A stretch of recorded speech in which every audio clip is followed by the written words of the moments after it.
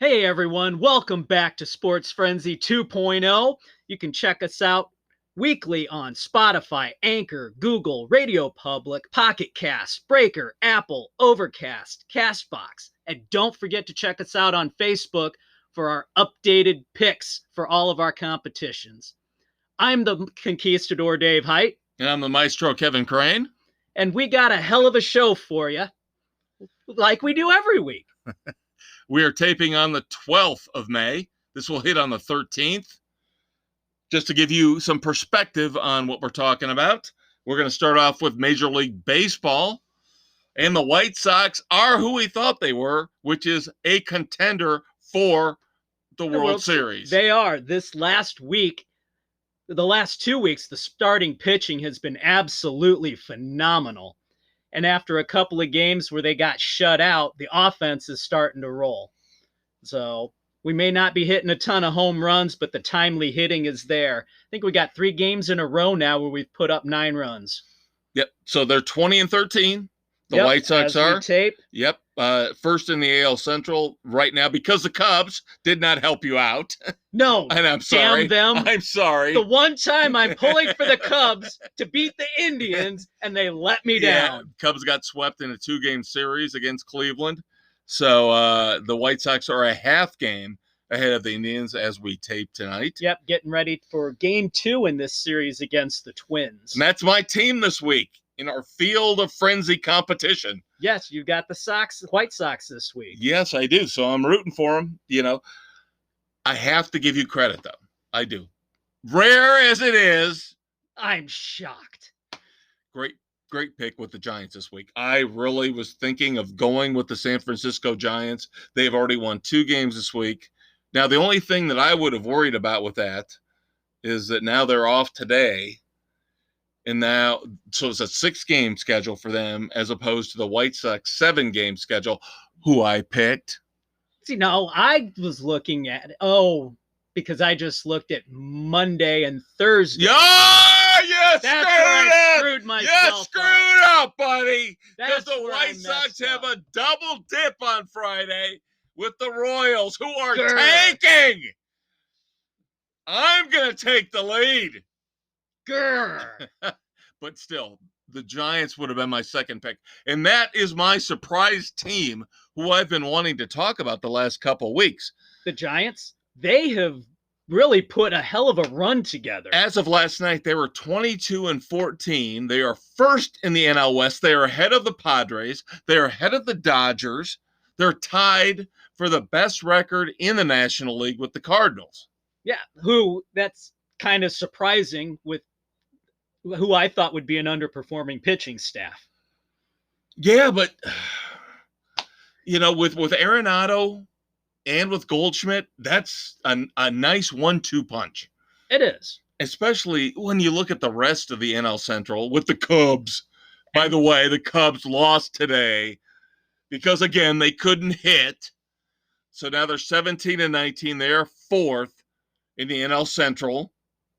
Yeah, surprisingly, I'm surprised how well the Brewers are doing over there, considering all the injuries that they have right now, too. Well, I think you're starting to see what I figured the Cardinals would be the team to beat. But like you said, I did not trust their pitching, and I don't trust it going into the playoffs. No, they don't have enough. And everybody's panicking about the Dodgers. Oh, my God, the Dodgers. Oh, what's wrong with the Dodgers? They will straighten this out. They're going to be fine. Bellinger's been injured most of the first part of the season.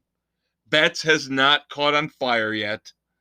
And they're still a little bit above 500. Yeah. They'll be fine. Just look to the AL East with the dreaded Yankees.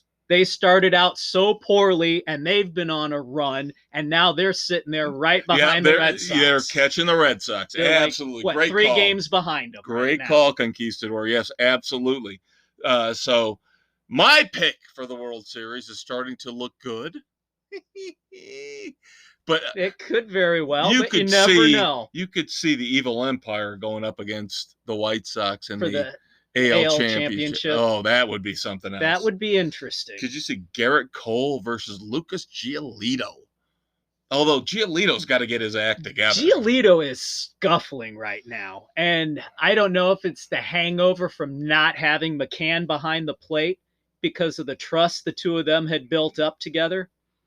And I just don't think he fully trusts Grandal or Collins at this point. And McCann has not done anything from what I can see for the Mets. No. So he's starting from scratch there. Right. But now the Mets, at least the Mets pitching staff is shaping up to be pretty good. And if they get Syndergaard back, they can be formidable to be reckoned with. But now DeGrom keeps having issues with his side. Now he's on the injured list with issues with his side. So now it's Stroman. Now it's Taijuan Walker. I mean, don't normally talk about the Mets like this, but they are in first place in the East. Yeah, and that's somebody you're going to have to contend with. Yeah, they quietly put together a solid team. Well, not quietly. They actually went out and spent the money to put the team together. But the thing is, the guys, they are winning without the offense, with the pitching being extraordinary, but with injuries. The Braves are the ones that are scuffling. I'm shocked surprised that how the Braves, bad they are. Yeah, the Braves are not playing well at all. No, they were supposed to be the team to beat in that division. Right. And they are at the bottom. Now you go out west in the National League, and that's where the power is. But we figured that was going to happen to a certain extent, but not again with the Giants on top. No. And now the Padres are having massive COVID issues. Yes, they are. Tatis leading the way for them with that. And now I've heard Hosmer's going on the COVID list. Yeah. And I think Will Myers is. You've taken 3 of their most potent bats out of the lineup. Yeah. And what's that going to do to the rest of the team going down the line? Right. So you figure the Padres now are going to slide. And when are they going to wind up having to postpone games? Right. So we have built in our baseball competition a system where we normally don't drop the lowest score, but we've done it the last couple of years because of this. Yeah. Because of this kind of COVID situation. So we'll see how this impacts our competition. But in the big picture for Major League Baseball, this means a lot of doubleheaders coming up in July and August, probably. Yep. And it could go even deeper. Right. So you have to figure end of the season, if there are missed games, are they going to have to doubleheader the last week? The Cardinals got into that issue. The 7-inning doubleheaders. Oh, God, I hate them so much. And I'm sorry, but that was a complete game, no-hitter in the doubleheader that Baumgartner had. Yeah. Major League Baseball set the rules. You did the 7 innings for the doubleheader. That's a complete game. He gets the frickin' no-hitter. Well, he did not, but speaking of which, Wade Miley of the Reds threw the 4th no-hitter already of 2021 back on May the 7th. And you had almost had another one that same night that was carried into the 8th inning. So what is the issue, Dave? What is the problem? Is it the hitters? Is it everybody's saying, oh, we're pushing the launch angle. We're pushing the launch angle. Then stop pushing the launch angle. Combination of things. Stop pushing the launch angle, but also you got the pitchers who are creating their own pitches now. They're focusing more on that. They're working with the spin rates. Now, I want to know when MLB is going to do their crackdown on these substances. Because look at you, Mr. Conspiracy. So you look at some of the gloves, you look at some of the hats. It's obvious there's some stuff on some of these pitchers. Wow, uniforms. Okay. I was not going to go there, but good for you. Spin rates are a big part of it. All I know is that offense has been down for the most part over most teams. Not all. I think the White Sox have been kind of impervious to this over the last couple of years. But the Cubs obviously have been suffering from this. Yeah. The Sox have not been I think we're still leading the league in ground balls. We're not so worried about launch angles. The guys are focusing on trying to get hits. And it's been working. All right, a couple other issues in baseball before we wrap up our first segment. The Angels released Hall of Famer to be Albert Pujols in the last year of his deal. Some will say this was a good contract. Some will say this was a bad contract. I will say it was an abysmally bad contract. Oh, it was horrible. Too much money paid out for him. And what'd you get? Nothing. Nothing. It didn't help you at all. A few one and done postseason appearances. Yeah. So for the most part, it was money wasted. I guess the good thing is this is the last year, so they only have to eat this last year of the deal. But the thing that's telling me that it was a bad deal was that nobody jumped out to sign him. Yeah, nobody. Yeah. So I got a feeling he's going to either sit out there until August, September, or he's done. I would say at this point he's done, because if he was starting to platoon out there, he's got to be a DH. He really can't play the field. No, not anymore. So and you got so many young guys out there, or people who are established younger than him, who can actually run a little bit better at this point. Right. So he would be more of a liability on the base paths. Right. And they've talked to La Russa for the White Sox. They said they've no. talked to the Cardinals. Everybody's saying no. Nope. Don't need him. Don't want him. Can't coach him. And it's a shame, because he is a Hall of Famer. But even though people don't associate him with steroids, I still feel like there's that slight tinge to his record. Yeah, to his with career. The bulky back issues that he's had. Yeah. So. And his physique. Yeah.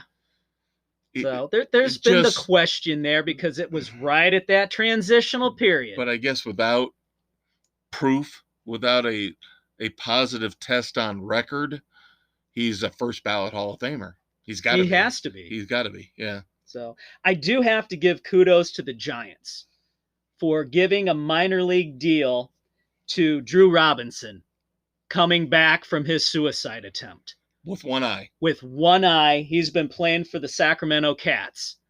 And good for him to try and get back out there to bring some kind of closure to what could have been a pretty solid career. And maybe he can hang on for a little while, but really got to give it to the Giants for giving him this opportunity.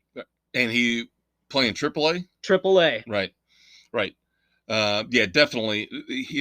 You people out there think we're all negative, but we're not. There's good stories. There's love and caring here. There's appreciation for the human spirit.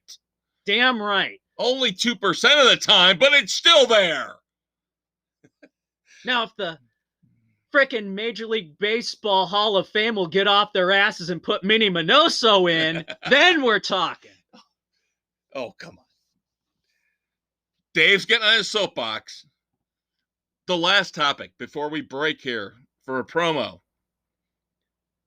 The A's, the Oakland A's, now Major League Baseball has said you can go look for another home. Yep, they've been dinking around with the city of Oakland for how many years now? Well, Oakland won't give them the stadium they want. They know where they want it. Yeah, they won't let them develop along the waterfront in a downtown area, which is optimal. Where the Coliseum's at is a joke. The Coliseum itself is a joke. And if you put it where they want to, along the waterfront, where people can easily get to it, everybody would be happy. And this would be devastating for Oakland, because Oakland has lost, obviously, the Raiders to Las Vegas. The Golden State Warriors in 2019 moved to San Francisco. Yep. So this is the last hope for Oakland to have a major league franchise. And now the powers that be in Oakland have responded saying, well, there's been some delays in looking this over, but we're ready to move forward. Yeah, I think now if Major League Baseball has Said, gotten involved, look now elsewhere. this is a big push. This is put up or shut up. Here are the places that I have heard. Obviously, Vegas. Vegas is number 1. Portland is number 2. Yep. But I've also heard Vancouver. Ugh. No. Sorry, Canada. I don't want any of our teams up there. You prove to me you can support the teams before we put our teams up there with you. Nashville. That could be interesting. Charlotte. There you go. And then again, Montreal. They want to put a team back there because of the Expos. They couldn't support the Expos. Again, Canada. Prove to us you can support a franchise. Other than hockey. Well, yeah, hockey. Ooh, eh? It's your damn sport. You better be able to support it. All right, kids, that's it for segment 1. We'll be right back with some NFL and NASCAR news. Be right back. Good evening, kids. This is the Conquistador David Height. And the Maestro Kevin Crane. Tune in to Sports Frenzy 2.0 Weekend Edition, exclusively on Spotify and Anchor, as we regale you with news and reviews of films, literature, fine music, and television. Remember what Groucho Marx once said, "I find television very educating. Every time somebody turns on the set, I go into the other room and read a book." Hey, all you kids out there in podcast land, welcome back to Sports Frenzy 2.0. I am the Maestro Kevin Crane. And I'm the Conquistador Dave Height. And we are available on Spotify, Anchor, Google, Radio Public, Pocket Cast, Breaker, Apple, Overcast, and Castbox. And do not forget to check out our awesome, unbelievable Facebook page where you can see our NASCAR and football picks. So, the NFL draft fallout is settled. It's all over. It's all done.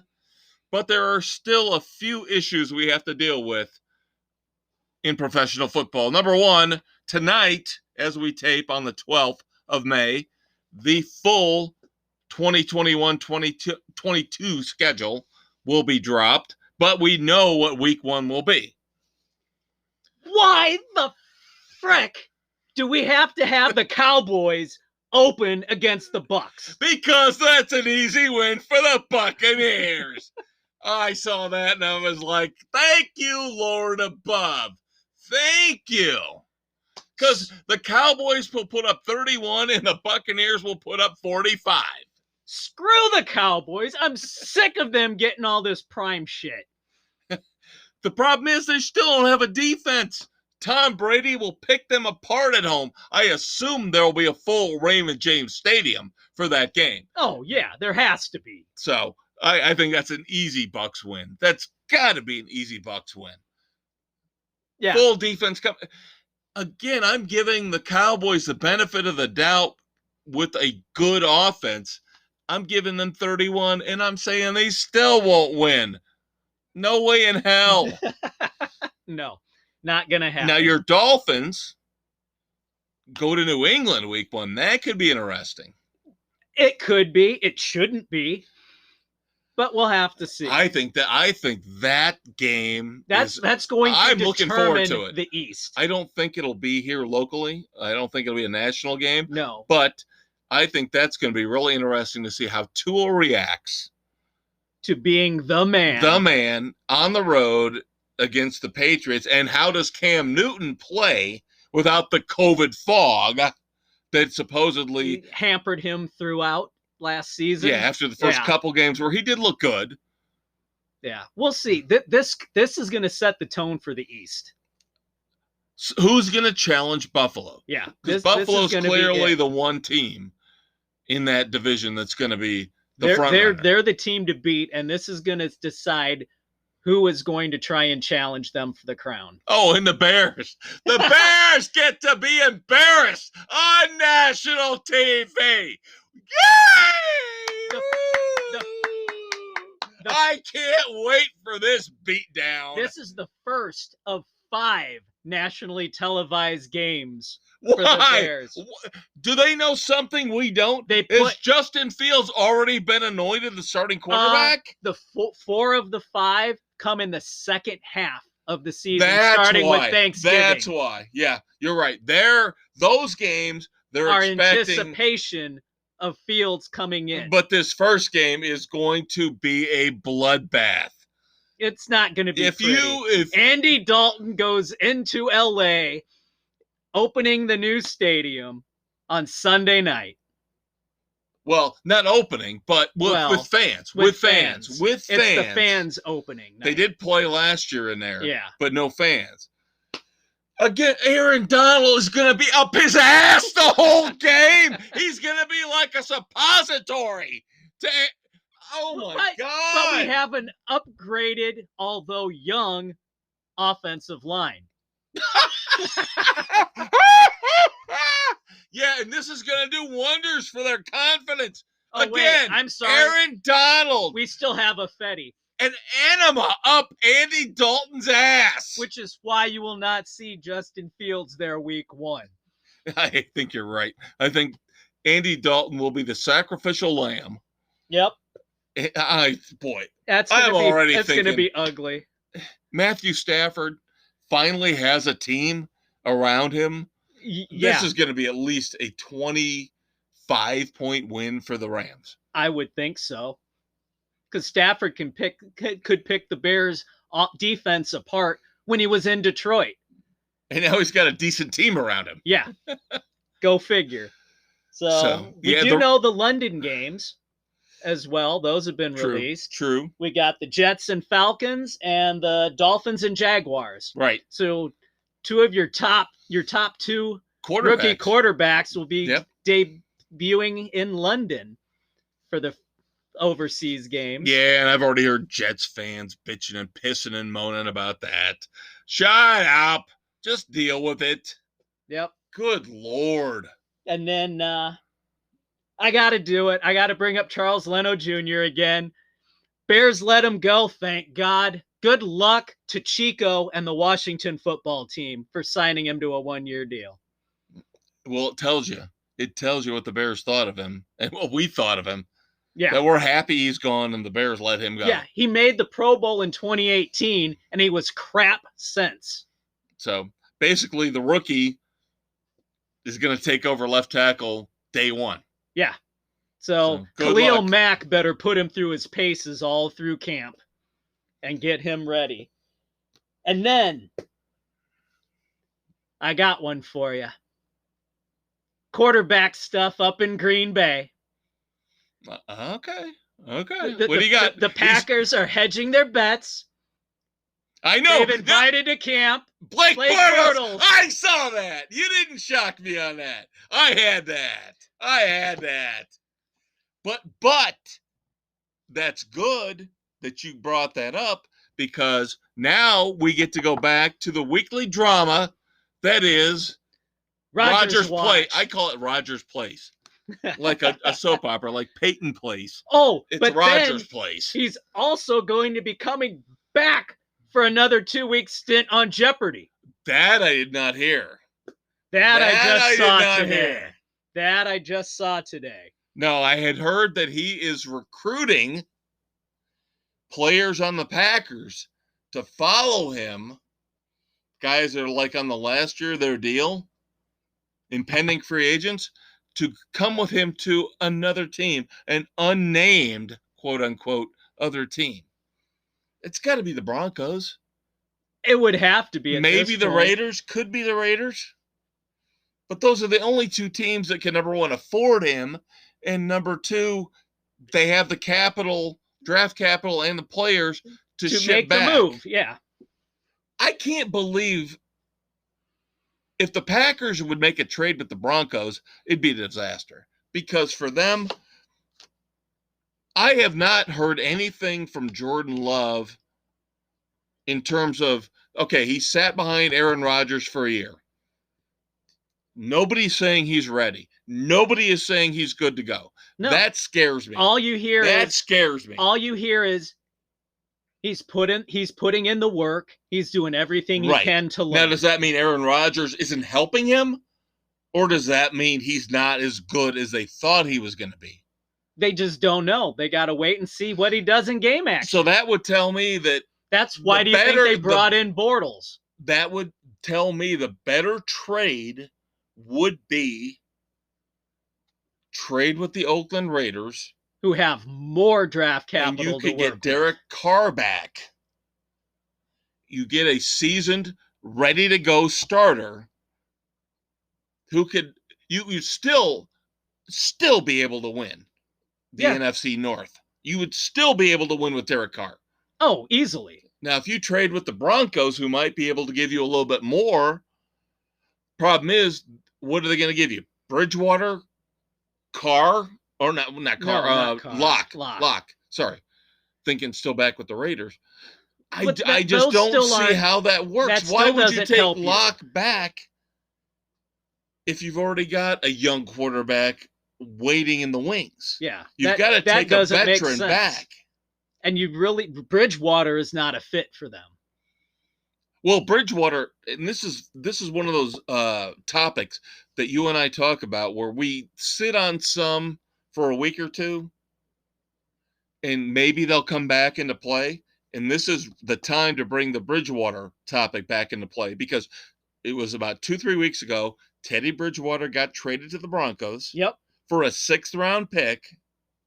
Now he restructured his deal, so he will be a free agent after this season. Carolina has to pay $7 million of his $10 million signing bonus, and the salary he agreed to in this restructuring is $1.5 million. So, oh man, you are on the hook for next to nothing if you get him. The Broncos are basically on the hook for next to nothing. Yeah. So that's why the Broncos they're can't playing afford. They're playing with house money on this one. The Broncos, between Drew Lock and Bridgewater, have next to nothing wrapped up in their quarterback position right now. So that's why they could afford to bring in Rodgers and give him the $40 million deal he wants. Oof. And let him go do Jeopardy. Yeah. How long is a plane flight between Mile High Stadium and Los Angeles? A lot shorter than Green Bay. Still snow, though. Still a lot of snow. But obviously he knows how to handle playing in the snow. Vegas would be ideal because it's just a short ride through the desert. Good Lord. Could you see him and Chucky? Oh, my God. That would be a nuclear disaster. Yes, thank you. I was thinking that meltdown. China syndrome is what we're looking at there. Yeah. But of course, they would probably do it. They probably would. It wouldn't surprise me. The Raiders' problems aren't at the quarterback. I'm telling you, everywhere Derek Carr is not a bad quarterback. No, we've had this discussion many times. But they're going to have, at some point, they're going to have to throw a Hail Mary, because that team has been mediocre at best over the last 3-4 years. Yeah, you keep waiting for all these draft picks that they get. Yeah, well, that's Mike Mayock. Mike Mayock, they decided to bring in one of these draft gurus. That's like telling Mel Kiper Jr. he could be the GM of the Bears. Wait, maybe he'd be better. The only thing Mayock is good for is analyzing after the fact. Well, every time we watch the draft, you and I watch a draft together every year with the elder statesmen.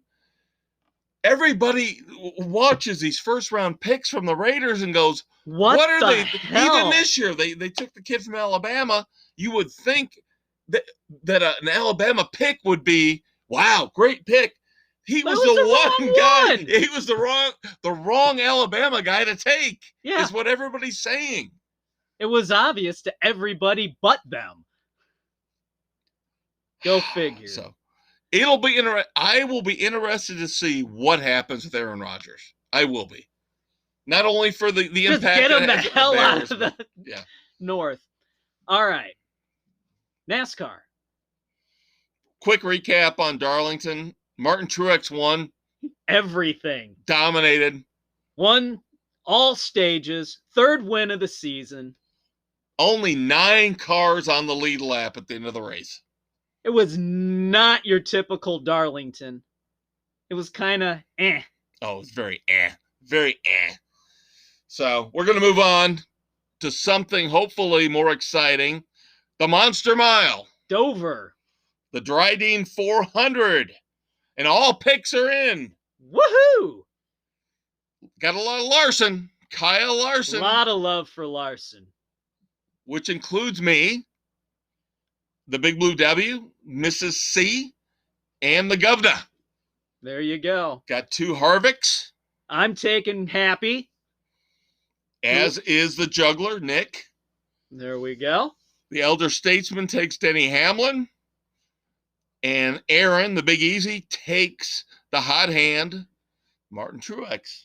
There we go. Which, of course, is, I'm not saying the pick is bull crap, but again, he gets the pole because he won the race. I know. I hate this formula they've got. We talked about it before. It's absolutely stupid. Now, next week, it'll be broken because now they go next week to the Circuit of the Americas. The first time they've ever been there. This is going to be fun. They have to qualify for that race. My understanding is they have to qualify for all new tracks. Good. So next week, this will be broken. The circle will be broken. We like it. All right, real quick, horse racing. Ha! Who thought on Sports Frenzy we would be talking about horse racing? Again. It's like us talking about soccer. What the hell's going on? I don't know, but Bob Baffert cheated again. The 5th horse in the last year to test positive for performance-enhancing drugs. This douchebag tries to tell us that, no, that horse never had any of that, blah, blah, blah. Oh, I'm sorry. We did give it to him. Cancel culture. It was cancel culture. Did you hear that? Yeah, the dumbass tries to blame cancel culture then he for actually being comes banned back from the next Churchill. day and says, well, the rub we put on him actually did have the steroid in it, the betamethasone. Oh, yeah. So you cheated! Go to hell, you bastard! So Churchill Downs has suspended Mr. Baffert. For life? Not for life. Not yet for life. Now I'm sorry, 5 horses in a year. The horse has not, I have not seen where the horse, Medina Spirit, has been stripped of the victory, but he would be the 3rd horse ever in Kentucky Derby history to be suspended or the win wiped out. Yeah. We just had one, what was it, last year? For an on-track incident? Last year or the year before. It was it was within the last year or two. But horse racing being what it is, and of course, the governor, Doug, keeps pestering us, the ruling council of Sports Frenzy, to include horse racing somehow in the Penta Frenzy. That will never happen, Doug. Never. We do not play the ponies. Because now Medina Spirit can run in the Preakness. No. Because I guess they figure the stuff will be out. Will work out of the system, and No, I'm sorry. That horse is tainted meat. Oh, God, that reminds me of the league. Yomagoya! All right, kids, if you don't get that, watch the league. If you haven't watched the league, shame on you. Dave and I will be right back. Greetings and salutations, thrill seekers and podcast lovers. I'm the maestro, Kevin Crane. And I'm the conquistador, Dave Height. And if you have the same love-hate relationship that we have with sports, you absolutely need to join the Sports Frenzy Army.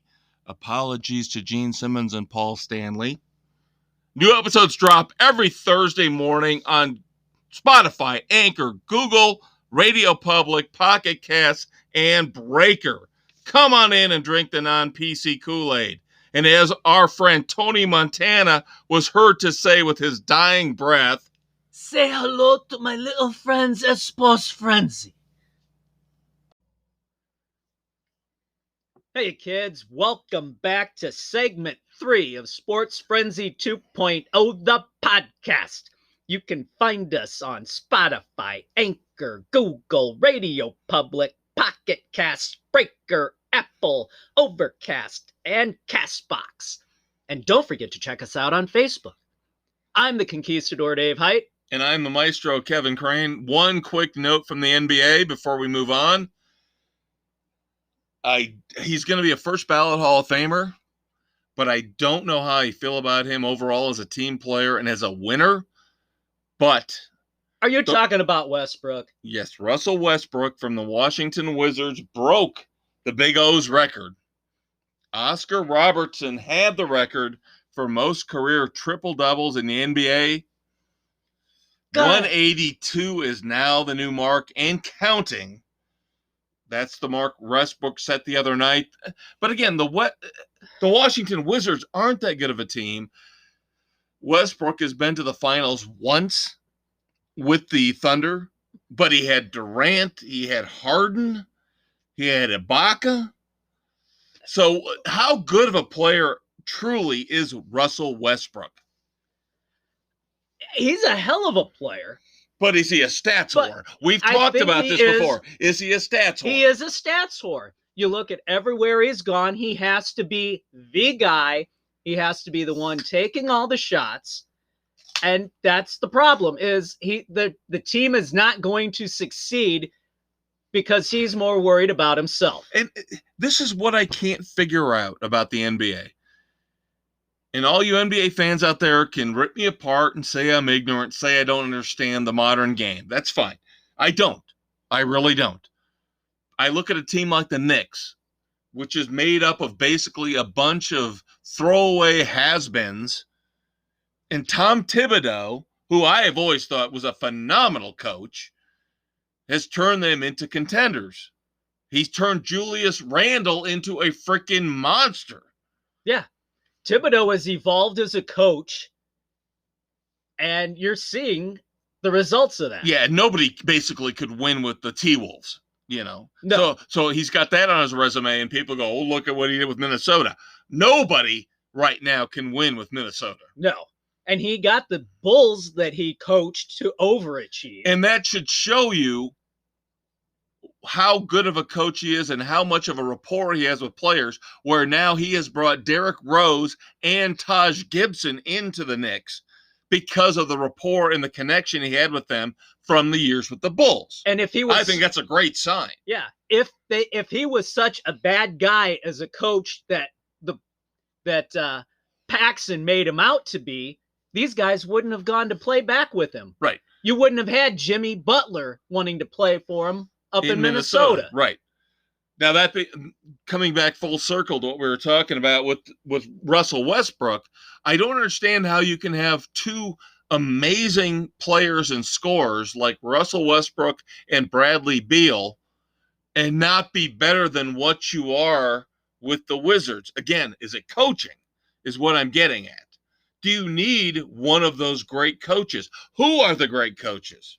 You don't need a great coach. You just need a solid coach who can have a rapport with the players, who can get the buy-in to play a team game. You have to have everybody on the same page. I still think it all boils down to the players, though. You've got to. They have to check their egos at the locker room door. You look at Tyronn Lue. Do you really think Tyronn Lue is a great head coach? No. He's got a title, though, right? Because he won with LeBron in Cleveland.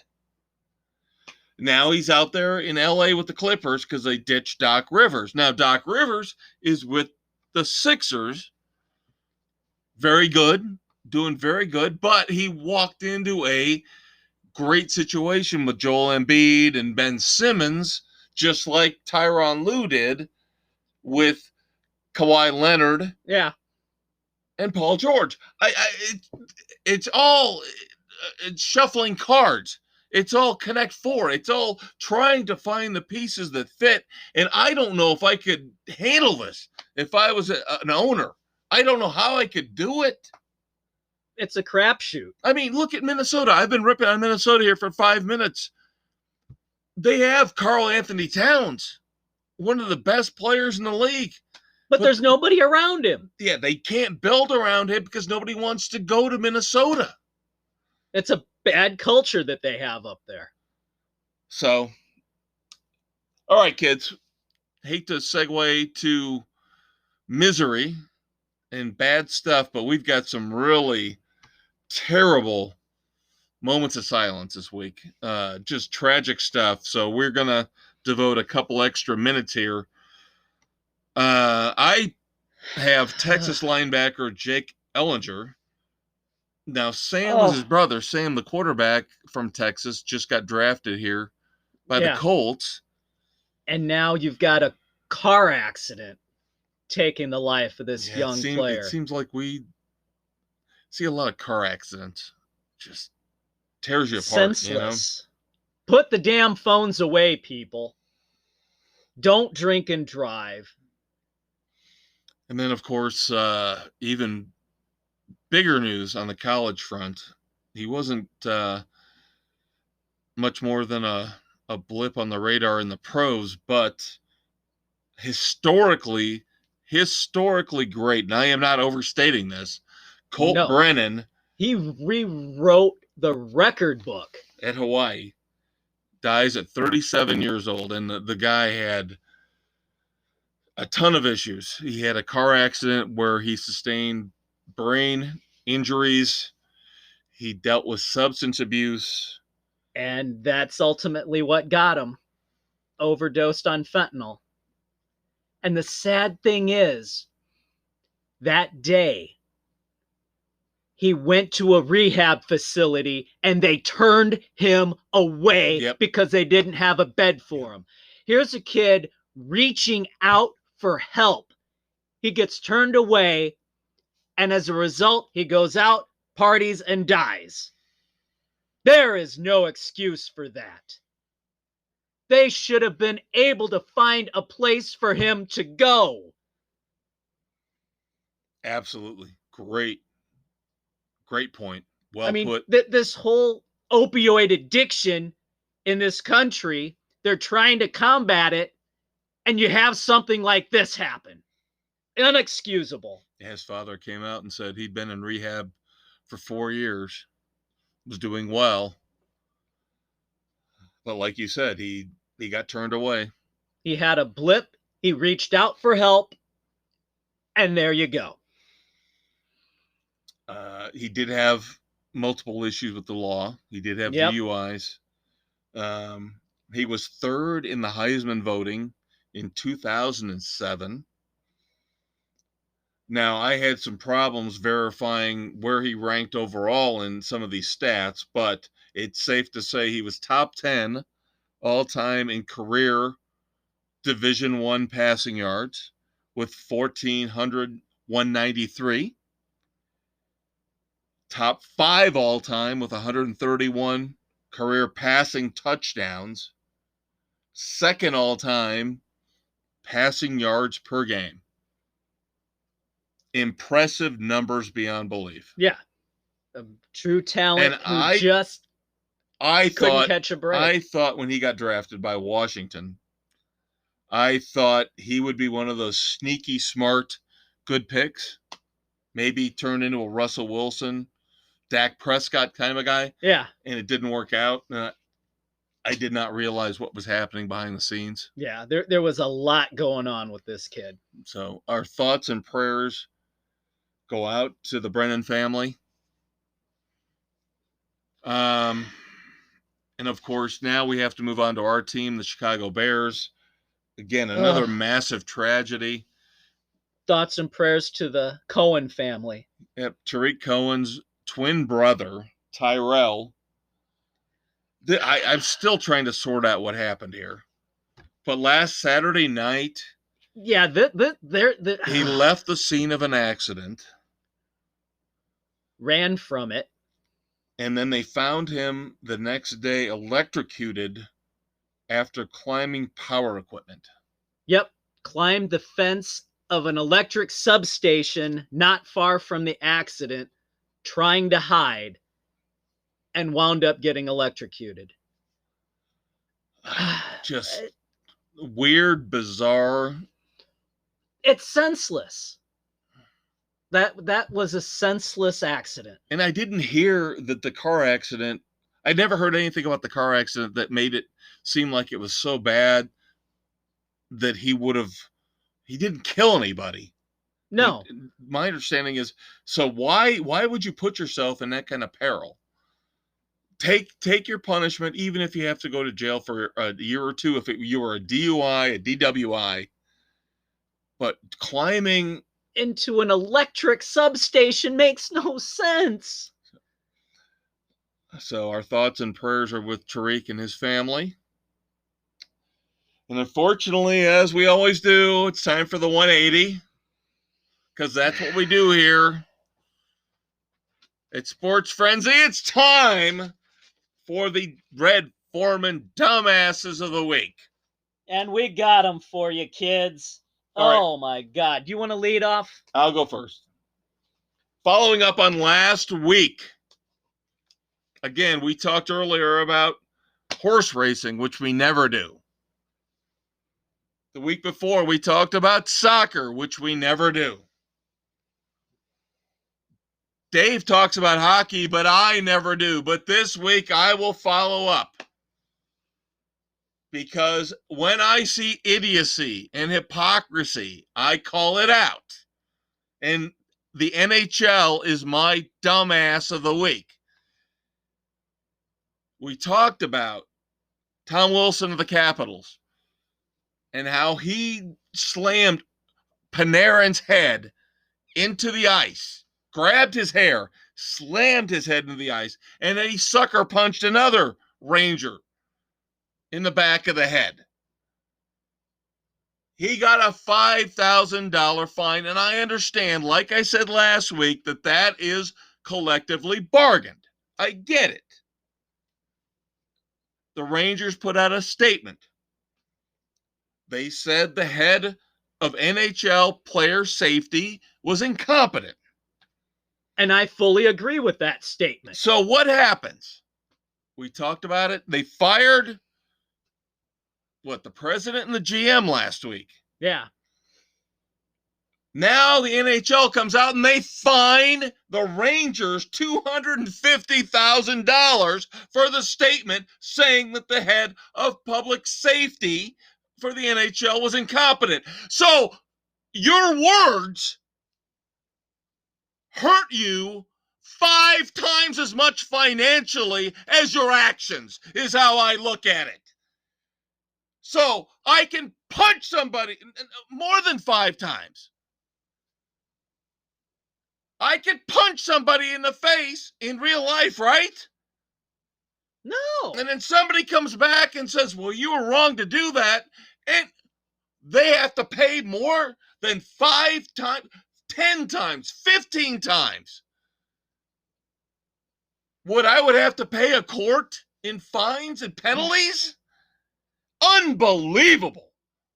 Yeah, I really despise the NHL for this fine. They talk about player safety. They talk about wanting to get rid of the fighting. But you allow this guy to again perpetuate his thuggery, and you don't suspend him for this next incident, and you penalize the team for complaining about it. Makes no sense. What you got, bud? All right. I've got a twofer here for you. This is all together. First off, Brett Favre, dumbass, still owes the state of Mississippi $600,000 for money he took to appear at events. He never showed up. He already paid back $500,000, but he still owes $600,000. And that's welfare money. That's money that should have gone to COVID relief money. Now, part 2 is the state of Mississippi for being the dumbasses to give him $1.1 million for whatever bullshit that was. Speaking fees. Yes. No, ridiculous. That money should have gone to the people who needed it, not this rich douchebag moron from the bayou. Have you noticed a pattern now with the Packers quarterbacks? Have you noticed the pattern? The douchebaggery? They seem to be jackasses beyond belief. Have you noticed this? Yes, I have. We're not just saying that because we're Bears fans, kids. We're not. We're not prejudiced. We're not biased. No, back in the day, as Bears fans, we wanted the Bears to make a deal with the Packers to bring Rodgers in. If you will get nothing from us, you will get honesty, profanity, and a little insight. And intelligence. Yes, you will. All right, kids, that's it for this week. Be sure to check us out this weekend on the Weekend Edition. Tons of stuff. We will be ranting and raving for a long time about the Rock and Roll Hall of Fame, so be sure to check that out. But, of course, as always, come back, see us next week for another great edition of Sports Ranting and Raving, Sports Frenzy 2.0. I am the maestro, Kevin Crane. I'm the conquistador, Dave Height. We'll see you next week, kids.